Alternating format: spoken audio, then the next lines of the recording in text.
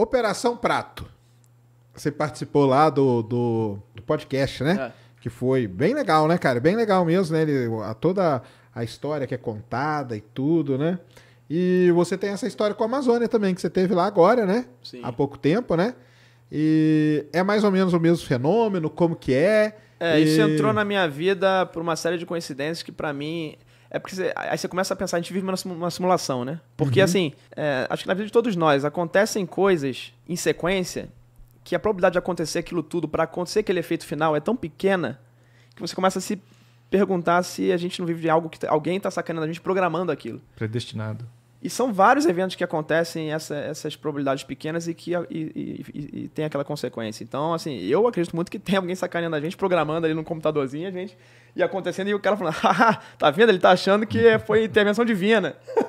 Sendo que eu que programei. O Elon Musk acredita que a gente tá numa simulação. Eu também acredito. Então, assim, por uma série de coincidências, trabalho na Petrobras, né? Então, uma série de coincidências, pessoas lá da minha cadeia de relacionamento me falaram, olha, tem documentos aqui da FUNAI que mostram que teve ataques de OVNIs aqui, a FUNAI documentou tudo isso. E naquele ano, era 2019 para 2020, quase pandemia, eu não estava pesquisando OVNI naquele ano, eu estava acompanhando porque começou a sair notícia em 2017, do Elizondo, do New York Times, então eu comecei a ver aquilo com outros olhos, né? Mas não pesquisava nada. Aí eu falei, você tá me sacaneando, é mentira isso, né? Ele falou, não, faz um pedido à lei de acesso à informação, porque aconteceu nessa aldeia, tal, foi assim. Eu falei, vou pedir. Eu falei, achei que não ia vir nada. Veio lá dezenas de documentos da FUNAI, do Ministério Público. Aí veio da FUNAI, aí eu surtei, né? Porque tava lá, desceu uma nave em forma de cilindro, desceu na aldeia, disparou um feixe de luz, só nas meninas jovens da aldeia. As meninas tiveram vários efeitos fisiológicos. E os indígenas, e tá aparecendo o tempo todo, os indígenas pararam de pescar, porque a hora que eles pescam é 6 da noite, que é quando o sol se cai. O sol cai, as naves vêm. Cara, é bem parecido mesmo com os relatos da Operação Prato. Exatamente. E eu não conhecia nem direito a Operação Prato na época. Fui pesquisar depois que eu fui ver que era exatamente igual o modus operandi. E os indígenas estão em pânico, ninguém consegue mais ter a sua subsistência, porque eles vivem da pesca naquele local, da caça, ninguém quer caçar e pescar. Até que o pessoal lá do Pará fala, né, que pararam de pescar e começaram a comer coisa enlatada, né? Sim, e todo mundo na mesma casa, com os homens com espingarda fazendo ronda, as mulheres e as crianças. O comportamento humano nesses casos é igual. É igualzinho, É cara. idêntico. Que demais. E pedindo ajuda pro governo. Aí Polícia Federal, Forças Armadas e tudo isso. Aí eu fiquei impressionado com aquilo. Entrei em choque, falei, nossa, isso é real mesmo esse troço. E aí pedi mais documentos. Aí é um novelo de lã, né? Você puxa uma linha e vem e começa a vir, né? E aí que é o que os congressistas americanos estão fazendo hoje, né? Comecei a pedir Ministério Público, o Ministério Público pulou para a Polícia Federal e começou a vir e vir. Hoje são mais de 200 páginas de documentos que eu consegui e 20 minutos de vídeo com os depoimentos. A Polícia Federal foi lá, fez os depoimentos com os indígenas, perguntando como é que era aquilo. Os policiais ficaram de plantão para tentar ver OVNIs. E isso aconteceu em 2 missões da Polícia Federal. E aí depois que eu fui para a Operação Prato e vi que exatamente o que aconteceu lá, décadas atrás, em 77. E isso aconteceu em 2014. Você vê que está acontecendo hoje. Mas será que foi constante desde a década de 70 para cá ou parou e voltou agora? Eu creio que esse fenômeno vem em ondas e assim, se a gente puxar, onde é que a gente cai? 2014, Brasil, Acre.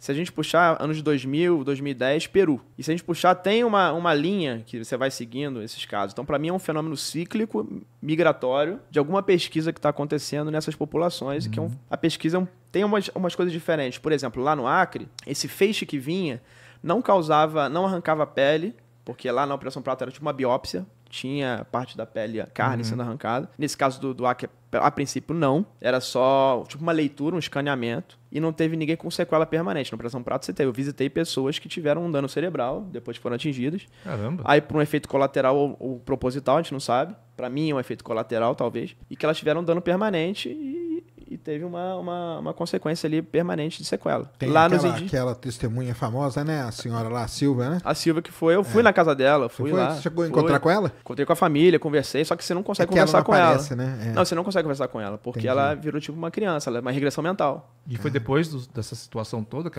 ela foi regredindo. Foi que nem aconteceu lá no caso no Ceará também. Uma pessoa também foi afetada da mesma forma, foi regredindo. Caramba. Igualzinho a Silvia.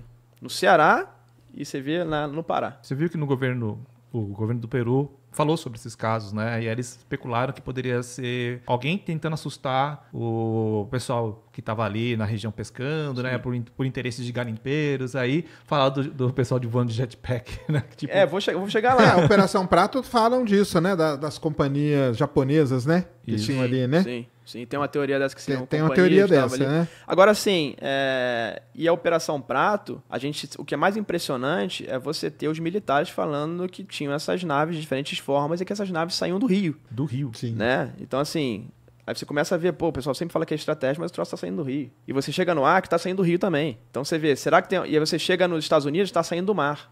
Oceano Pacífico. Oceano Pacífico entra pelo Rio e chega no Brasil. Será que não tem um fenômeno que pode até ter vindo de fora, tá? Mas será que não há um fenômeno aqui, uma civilização que tá escondida no mar, realmente existe uma base ali no mar, humana ou não, aí fica a discussão, e que tá usando as águas para poder se camuflar e se movimentar e fazer algum tipo de pesquisa? Então é um outro paradigma, quebra de paradigma, que a gente sempre fica naquela coisa de extraterrestre. Acho que a gente precisa mudar para ver. A gente não sabe a explicação, né? Ninguém sabe a explicação disso. E aí o que acontece, né? 2000, chega no Peru isso, e aí o Peru monta a OIFA, que é o Gabinete de Investigação de Fenômenos Aéreos Anômalos. E eu conversei com o Julio Chamorro, que foi o coronel que fundou a OIFA. Ele falou, Rony, chegou um ponto que afetou tantas aldeias na selva amazônica peruana, que o Peru teve que dar uma resposta, que foi a criação disso. Os militares tiveram que ficar lá permanentemente com os moradores lá. E teve um dia que eu tava lá, desceu um disco voador desceu na minha equipe. O clássico. Me ligaram, falaram assim... Ruth, amor, eu tô aqui dando tiro no disco voador. Aí ele falou assim, tenta filmar. Cara, não, tá aqui. Você vê o nível que chegou, entendeu? Entendi. O cara pensar em pegar a câmera e filmar. E isso aconteceu numa linha na selva amazônica peruana inteira. Vindo Tilucanas, Pucallpa, várias cidades. E depois chegou no Acre. E se você pegar a linha... Entendi. Tem como se fosse um trajeto ali, né?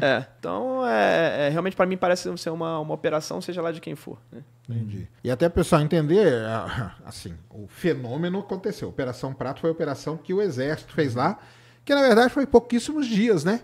A gente pensa que a Operação Prato é um negócio gigantesco, né? Mas oficialmente falando, ela foram... Finalzinho de 77 para 78. né? Foram poucos meses. Pouquíssimos meses. Foram pouquíssimos meses e tal.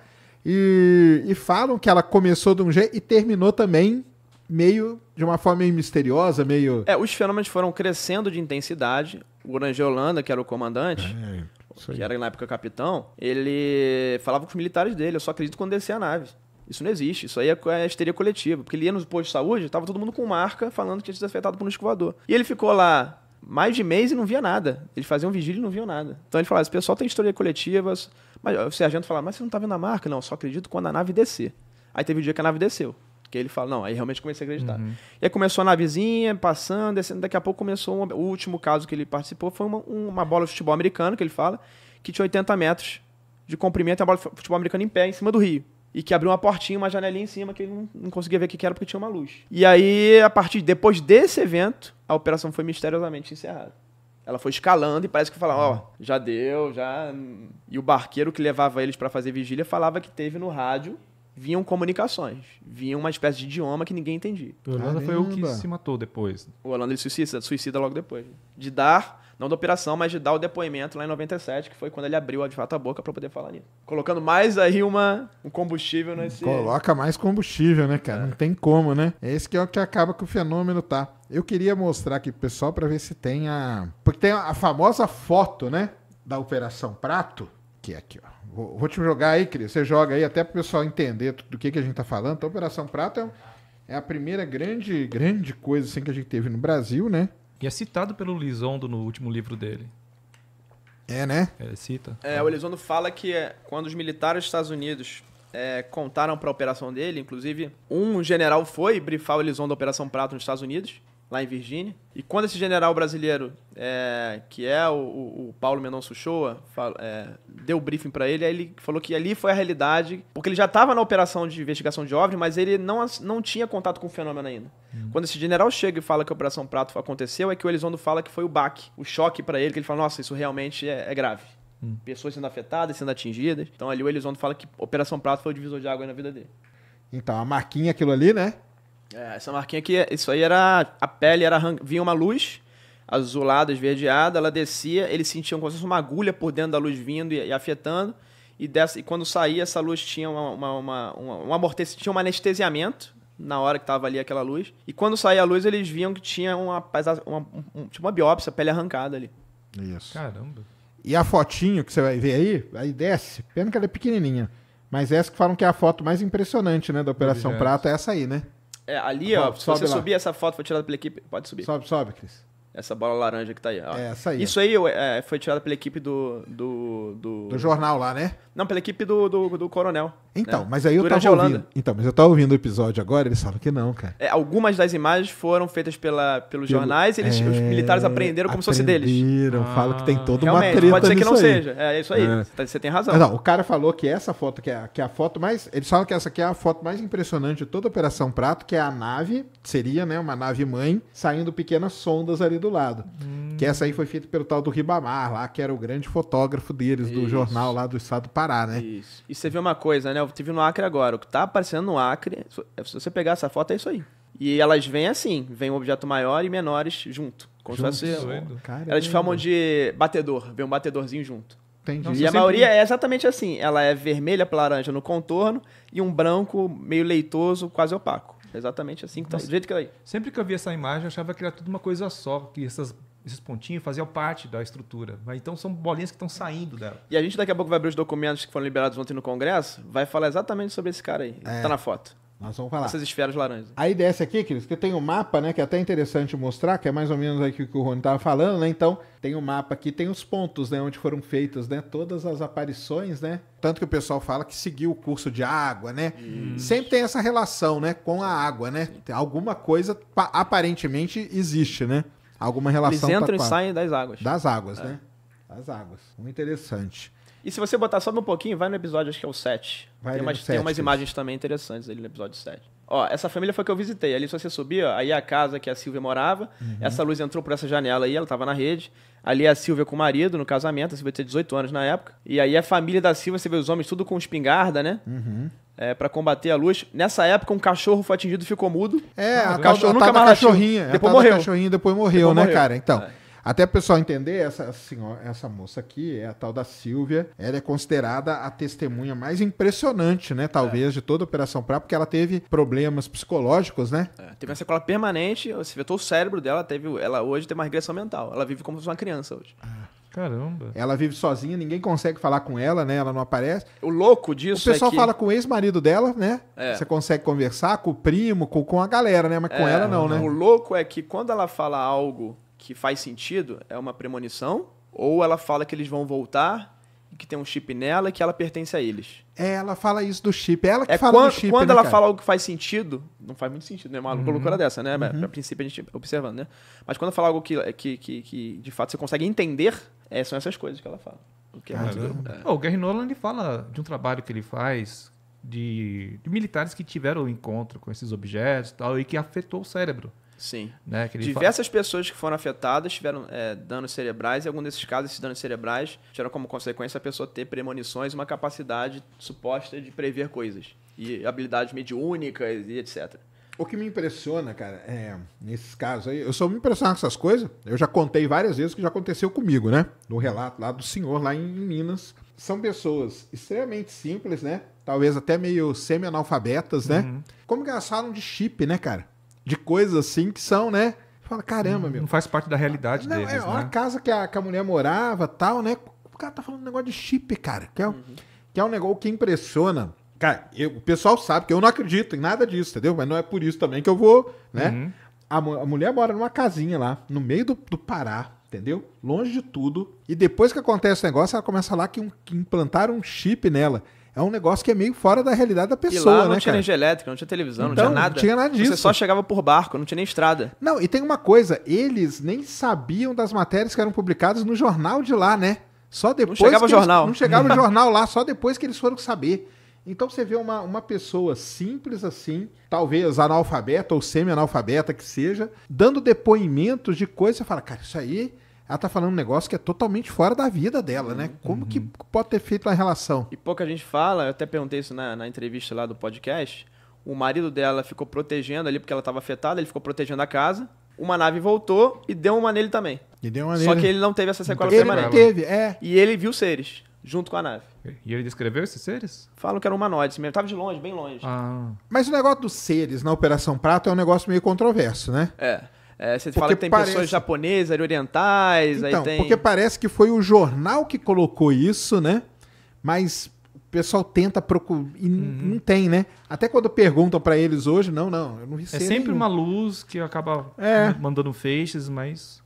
criatura. Por isso que eu até perguntei. Esse relato dele é um dos únicos de seres, assim, que De eu seres, vejo né? mais Seres. detalhado, mas ele também estava longe dos seres, ele não conseguiu detalhar muito, ou ele não soube detalhar. E Entendi. teria alguma intenção por trás deles sempre aparecerem para pessoas muito simples? Eu acho assim, se o fenômeno quisesse aparecer, ele pousava no Maracanã, ou em Brasília, ou Avenida na Paulista Casa aqui, né, Branca, cara? na Avenida Paulista. Então a intenção Ele quer se manter oculto, ele quer fazer uma pesquisa, chamando pouca atenção, vai para lugar com bem pessoas isolado. que você isolado, que ninguém vai dar nem mínima credibilidade, falar, não, as pessoas aí não sabem nem o que tá falando, Não tá seria até inventando essa história. estratégico, né? Mas aí, pra mim, que sou totalmente cético, é aqui que eu vejo credibilidade, cara. É porque ela começa a falar coisas É. que ela não teria capacidade criativa Exato. e conhecimento para poder expressar. Porque a gente sabe, eu sempre critico o lance do relato, porque o relato ele é carregado de viés. Uhum. Então, por exemplo, eu vejo uma nave, pô, eu tenho toda uma cultura de ver filme e tal, eu falo, pô, a nave parece uma X-Wing do Star Wars, entendeu? Essa galera aqui que não tinha contato com nada, nem com o jornal que publicava coisa deles, eles tinham contato. E a pessoa sair falando coisa, eu acho que é aí que ganha credibilidade, cara. Pra mim, eu vejo muito mais credibilidade num relato de uma senhora igual ela do que de uma pessoa da cidade, entendeu? Porque as pessoas da cidade, ela tem um monte de viés religioso, de filme, de referências culturais e tudo. Isso aqui não tem, né, cara? A cultura deles é o quê? Cara, a cultura deles é trabalhar do sol nasce até o sol se põe, produzindo comida pra comer, pra pescar e tal, é isso. É isso que eu acho curioso, por exemplo. Pessoas são simples, mas elas geralmente têm alguma crença religiosa, por Sim, exemplo. crença elas vão ter. Elas não foram para esse lado, tipo, demônios, anjos, né? Porque... Alguns religiosos sim falavam que eram os demônios, tanto que quando tinha esses casos, as pessoas saíam em procissão para tentar espantar os demônios com fogueira e tal, e com... Ah, então teve esse contexto. Teve. Tá, mas você vê o caso da Silvia aí, por exemplo. Seria muito mais fácil e talvez muito mais dentro da realidade dela ela falar que veio um demônio pegar ela. Então. Não ia falar nunca extraterrestre. Sim. Né? E nem chip, cara. O que me impressiona é isso, entendeu? Porque ela poderia falar qualquer coisa ligada com religião, que seria muito mais da realidade da pessoa do que ela falar de uma coisa tecnológica. Pô, cara, eu tô falando um negócio tecnológico pra caralho. Sem as referências que a gente tem de cinema. Exatamente. Sim. E aí o fenômeno foi 77, 78, depois ele deu uma parada, ou pra você, o que você acha? Que ele continuou acontecendo, a só gente que... tem um gap, né? A gente tem um gap aí de casos esporádicos que foram acontecendo na década de 80, mas não algo como foi aí uma presença permanente. Certo. Todo dia ali atacando os moradores e a população. Então, pra mim, a pesquisa continua esporadicamente, em diferentes pontos. Pode ter pontos que a gente não tinha essa cobertura jornalística. A gente deu muita sorte de ter essa cobertura jornalística na época.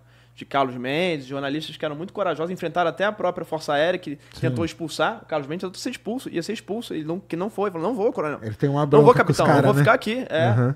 Na época que era a ditadura militar, né? Sim. O regime militar. Então, assim, que era muito mais, né? As coisas muito mais agressivas, né? E esses caras ficaram, e é por isso que a gente tem essa documentação, essas fotos todas. Senão a gente não teria nada. Bom. Então, será que não aconteceu em locais que a gente não tinha essa cobertura? Por exemplo, no Acre, a gente só ficou sabendo desses casos no Acre porque a família indígena, daquela aldeia específica, tinha uma família muito influente politicamente. E o governo os ouviu e deu seriedade. Faz sentido, porque se a intenção era ficar oculto, não deu certo. Não deu certo. Porque Se virou... fosse uma aldeia isolada, certamente a gente não teria sabido. Isso deve ter acontecido em várias aldeias isoladas. E a gente simplesmente não ficou sabendo. A Amazônia é grande pra caramba, né? Sim. Então, tá doido, é O coisa. interessante é que essa família, eu entrevistei, aí ela você não consegue falar com ela, mas os familiares sim, que lembram da época, né? Eles falaram assim, olha, Rony, aqui você só chegava de barco, de canoa. Não tinha estrada, não tinha luz, não tinha nada. Quando não tinha luz, aparecia todos os seres que você imaginar. Humanoides, mistura de humanoide com animal. Seres alados, diferentes seres. E eles protegiam a floresta. Às vezes eu ia caçar e ele não deixava. Olha só. Caramba. E ele falava assim, olha, eu era... Acho que foi irmão dela, acho. Mas não relacionado com essas aparições, ou tinha uma relação? Não dá pra mim não tem, pra mim é outra coisa, tá? Tá. Mas assim, pode ser que tenha, também não dá pra excluir, né, a hipótese. Mas pra mim são coisas distintas. Porque esses outros parecem tecnológicos, né, inteligentes, é uma operação tecnológica. Esses outros são animalescos. Entendi. São seres animalescos que muita gente fala que é o folclore, né? E ele fala, não, Rony, eu era destemido, eu era do exército na época, eu ia pra cima, mas nunca consegui derrubar um ser desses. E quando veio a luz, a energia elétrica, quando veio mais gente, quando abriu estrada, esses seres sumiram. Esses seres, e o interessante é falar assim, a minha caça sumiu, porque os animais foram embora, Claro. e os seres foram junto. como se esses seres tivessem um comportamento migratório animal também. Eles querem ficar onde tem pouca gente. Entendi.